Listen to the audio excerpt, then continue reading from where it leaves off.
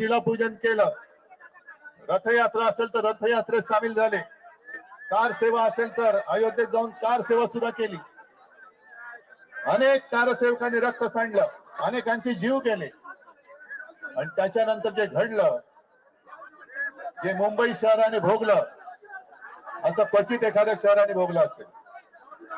बॉम्बस्फोट झाले, दंगली झाल्या, आणि तेव्हा फक्त एकच देशातले एकच मर्द उभा राहिला होता हिंदूंच्या पाठी, तो म्हणजे हिंदू हृदय सम्राट शिवसेना प्रमुख माननीय बाळासाहेब ठाकरे. हिंदू भयग्रस्त होता, हिंदू आक्रमित होता, आधार शोधत होता. आणि त्यावेळेला हा शिवसेनेचा भगवा शिवसेना प्रमुखांनी हिंदूंच्या हातात दिला. गैरफायदा घेतला गेला, नको ती लोक सत्ता भोगतायत आणि हिंदू आजही भरडला जातोय. 12 वर्ष होऊन गेली. आज ज्यासाठी आपण मेहनत केली होती ती व्यक्ती पंतप्रधानपदी बसली, आणि बसल्यानंतर कट्टर कडवट हिंदुत्ववादी शिवसेनेला नष्ट करण्यासाठी जणू काही अफजल खानी विडा त्यांनी उचलला. काय उचलला? कारण हिंदुत्वाचा गैरफायदा घ्यायचा होता. हिंदुत्वाचा गैरफायदा घेताना फक्त एकच शिवसैनिक असा आहे, एकच शिवसेना देशात अशी आहे की समोर उभी राहून निधड्या छातीने त्यांना प्रश्न विचारू शकेल. काय वातावरण होतं? अयोध्या तो झाकी है, काशी मथुरा बाकी है. आता मला भीती वाटायला लागली, जर ही अयोध्याची झाकी असेल तर काशी मथुरा किती लुटतील. आणि 12 वर्षामध्ये आपलं भगव्याचं सरकार तिकडे आलं असं आम्हाला वाटत होतं, आपल्याला वाटत होतं. आत्ताचं सरकार आलं. अटलजी जे बोलले होते, अब हिंदू मार नहीं खाएगा लेकिन हिंदू को लुटने वाली सरकार वहां बैठी है.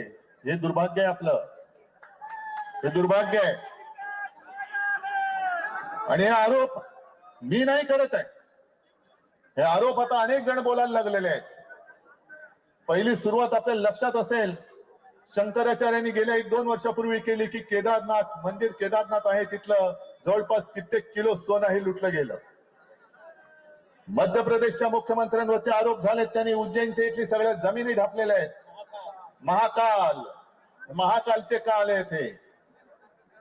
आणि आता अयोध्यामध्ये तर अशा बातम्या येत आहेत की शिसारी येते या लोकांची. बद्रीनाथ मध्ये पण चोरीच्या बातम्या येत आहेत. अयोध्येमध्ये एका IAS ऑफिसर बोलतायत, जे पूर्वी गृह सचिव होते, की त्यांनी त्यांच्या आईचे दागिने वितळवले आणि जवळपास 1 किलो सोन्याचा मुलामा देणारं रामचरित्र मानस तिकडे त्यांनी दान केलं होतं. तेही गायब झालं. 9-9 तास त्यांना बसवलं जात आहे आणि उत्तरच दिली जात नाहीयेत. आपण शिवसेनेने तिकडे देणगी दिली होती, आपण उपकार नव्हते केले, आपण एक कर्तव्य केलं होतं. फुलला फुलाची पाकळी म्हणून आपण तिकडे ती देणगी दिली होती. 1 कोटी चांदीची वीट दिली होती. सिंधी समाजाने चांदीच्या विटा दिल्या होत्या. कुठे गेले हे सगळं? आणि मी म्हटलं याची मला शिसारी येते, की शिसारी एवढ्यासाठी येते की पैसे हे शौचालयात लपवले जात होते. एवढं यांचं हिंदुत्व, हे घाणेरडं हिंदुत्व, हिंदुत्वाचा अपमान करताय तुम्ही. हे तिथले साधू संत आता म्हणतायत की सगळे चोर लोक तिकडे बसलेले आहेत.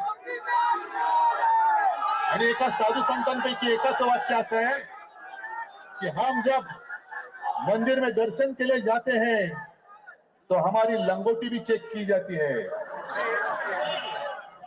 म्हणजे साधू संतांची तुम्ही असं वागताय आणि करोडो रुपयाचा माल, हपापाचा माल गपापा करतायत. जो कष्टकरी हिंदू आहे, साधा बोळा हिंदू आहे, जो नवस बोलतो, श्रद्धेने तिकडे जातो आणि फुल ना फुलाची पाकळी म्हणून आपल्या कमाईतले कष्टाच्या पैशातले 1 पैसा तर 1 पैसा, 2 रुपये तर 2 रुपये तिकडे देतो, हे तुम्ही गायब करतात. लाज वाटली पाहिजे या लोकांना हिंदू म्हणून घ्यायची. म्हणून मी आज तो परत नारा बुलंद करतोय. जेव्हा हिंदू भीतीग्रस्त होता आणि कोणालाही हिंमत होत नव्हती की हिंदू, मी हिंदू आहे बोलायची, तेव्हा शिवसेना प्रमुख गरजले होते, गर्व से कहो हम हिंदू है. हे हिंदू तुम्हाला आज पुन्हा जागा करायचंय. हा हिंदू हा काही वेडा नाहीये. पावसात चिंब भिजून सुद्धा राम रक्षा म्हणतोय, मारुती स्तोत्र म्हणतोय, हनुमान चालीसा म्हणतोय. कशासाठी म्हणतोय?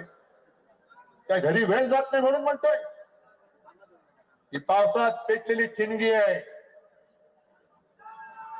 आणि राम भक्त कसे आहेत अजून जर काही राज्य करताना कळले नसतील तर त्यांना मी आठवण करून देऊ इच्छितो की प्रभू श्रीरामाबरोबर जी वानर सेना होती त्या वानर सेनेने रावणाची सोन्याची लंका जाळून खाक केली होती.